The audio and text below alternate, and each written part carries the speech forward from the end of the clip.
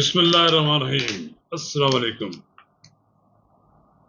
ناظرین کرام، حکومت 26ویں آئینی ترمیم پارلیمنٹ سے منظور نہیں کروا سکی۔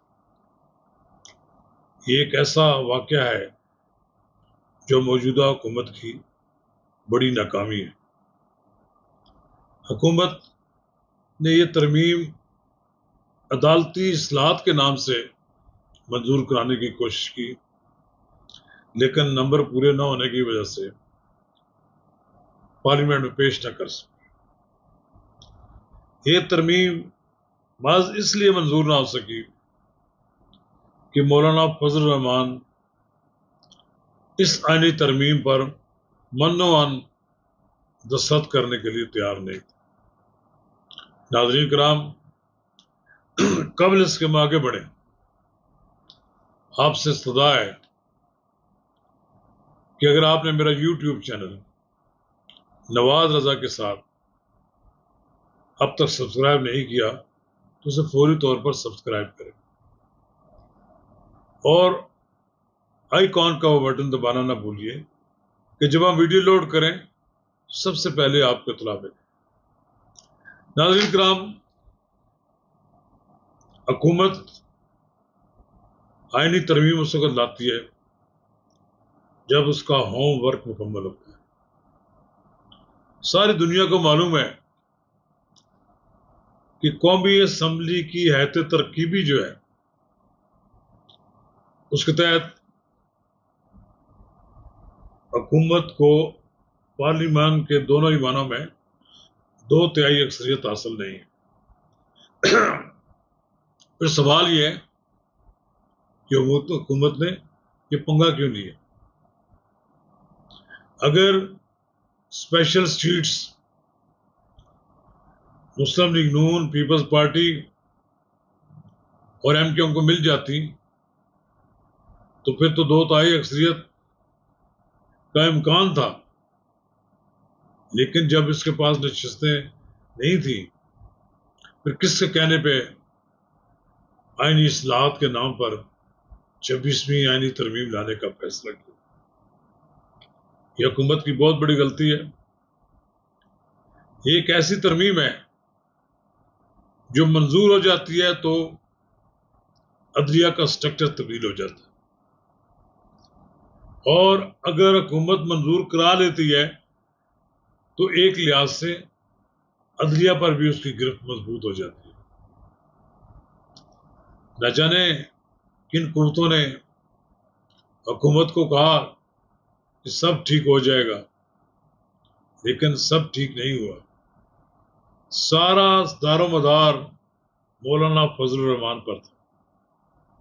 ابھی مولانا فضل الرحمان نے اس ترمیم کی حمایت نہیں کی تھی تو یوتھیوں نے انہیں گالیاں دینا شروع کر دی، اور جب مولانا فضل الرحمان نے قومی اسمبلی کے اندر کھڑے ہو کر کہا کہ وہ اس آئینی ترمیم کی حمایت نہیں کر سکتے، وہ ایکسٹینشن نہیں دے سکتے، تو پھر یہی یوتھیے انہیں سلام عقیدت پیش کرنے لگے اور یہ کہنے لگے کہ مولانا فضل الرحمان نے تو کمال کر دیا، کیونکہ اب بھی اس ترمیم کی منظوری میں مولانا فضل الرحمان کا کردار کلیدی حیثیت رکھتا ہے۔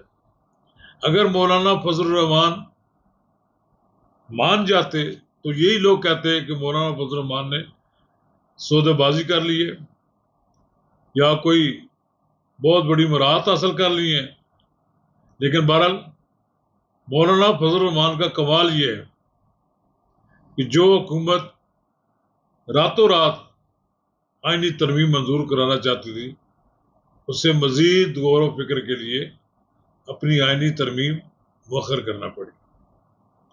ٹھیک بات یہ ہے کہ حکومت کے پاس گنتی نہیں تھی، ان کے پاس نمبرز نہیں تھے، اور جب نمبر نہیں تھے تو پھر ایسا پنگا کیوں لیا؟ اس سے حکومت کی بڑی بدنامی ہوئی ہے۔ اب کئی تعویلیں بے شک دے دی جائیں، لیکن ایک بات بڑی واضح ہے کہ ہوم ورک مکمل نہیں تھا۔ یا وہ قوتیں جو چاہتی تھیں کہ یہ ہو ان کا ہوم ورک مکمل نہیں تھا، جنہوں نے یہ ان کو اشارہ دیا کہ سب ٹھیک ہو جائے گا، نہیں ہوا۔ آپ دیکھیں کہ مولانا فضل الرحمان کتنا مضبوط شخص ہوا، ثابت ہوا، جس نے ایک بار حکومت کے تمام مزاحم کو روک دیا اور یہ کہا کہ میں اس ترمیم کے کچھ حصے تو مانتا ہوں اور کچھ حصوں سے مجھے انکار ہے، اس لیے یہ کہا جائے کہ اب یہ آئینی ترمیم ہفتہ 10 دن کے لیے چلی گئی آگے، اور کچھ لوگ تو یہ کہتے ہیں کہ موجودہ چیف جسٹس کی ریٹائرمنٹ کے بعد ایسا ہوگا۔ یہ ایک بات تو ثابت ہو گئی کہ مولانا فضل الرحمان ایک بڑا سیاستدان ہے، اور اسے زیر نگو کرنا، کہا جانا کہ کہیں سے ان کو فون آئے گا وہ مان جائیں گے، ممکن نہیں ہے۔ کہ کل تک مولانا فضل الرحمان میاں نواز شریف اور آصف علی زرداری کے ساتھ گڈی گڈی تھے۔ مولانا فضل الرحمان آصف علی زرداری کی بات مانتے تھے، مولانا فضل الرحمان میاں نواز شریف کے ساتھ ہم نوالا تھے، لیکن انہوں نے کسی کی بات نہیں مانی۔ ایک لحاظ سے تو ثابت ہوا کہ مولانا فضل الرحمان بڑا سیاستدان ہے۔ آصف علی زرداری ان کے پاس گئے، پھر وزیر اعظم شہباز شریف 2 بار گئے، پھر اس کے بعد پھر بلاول بھٹو زرداری گئے۔ اگر کوئی سودے بازی کی بات تھی وہ تو سامنے آ جانی چاہیے تھی، لیکن لگتا یہ ہے کہ مولانا فضل الرحمان نے حکومت کو تگری کا ناچ نچا دیا۔ اب حکومت یہی تھا کہ آج منظور ہو جائے گی، آج پیش ہو جائے گی، اور مولانا فضل الرحمان نے قومی اسمبلی میں آ کر سب کو چپ کرا دیا، اور جو وہ چاہتے تھے، ایک تو وہ یہ چاہتے تھے کہ آپ اجرت میں کوئی ترمیم منظور نہ کریں، دوسرا وہ یہ چاہتے ہیں آئینی ترمیم ہی منظور کرنی ہے تو اس کے لیے اتفاق رائے پیدا کیا جائے۔ یہ بات درست ہے، مجھے نہیں اس بات پر یقین کوئی اتفاق رائے ہو جائے گا۔ اگر اس آئینی ترمیم پہ اتفاق رائے ہو جائے، ججوں کی عمر میں اضافہ ہو جائے، تو پھر تو اس کا مطلب ہے کہ حکومت کامیاب ہو جائے گی۔ اب دیکھنا یہ ہے کہ مولانا فضل الرحمان نے جس خوبصورتی کے ساتھ حکومتی عزائم کو ناکام بنا دیا ہے، اب دیکھنا یہ ہے کہ وہ اپنے اس طرز عمل پر کتنی دیر قائم رہتے ہیں۔ اگر اس میں کوئی نرمی پیدا کرتے ہیں تو پھر یہی پی ٹی آئی کے لوگ ان کے خلاف بکواس کرنا شروع کر دیں گے اور فضول باتیں کریں گے۔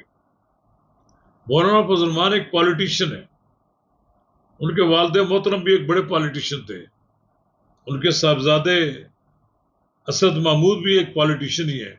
یہ نسل پوری ایک پالیٹیشین کی نسل ہے۔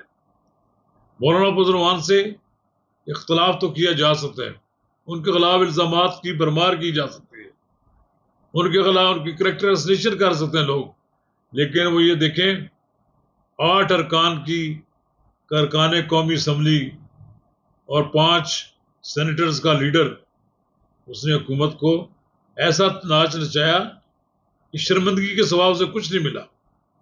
میں یہ سمجھتا ہوں حکومت کو یا تو یہ پنگا نہیں لینا چاہیے تھا، اگر پنگا لینا تھا تو پھر اس کے پاس آدمی پورے ہوتے ہیں، اب اسے شرمندگی نہ اٹھانی پڑتی۔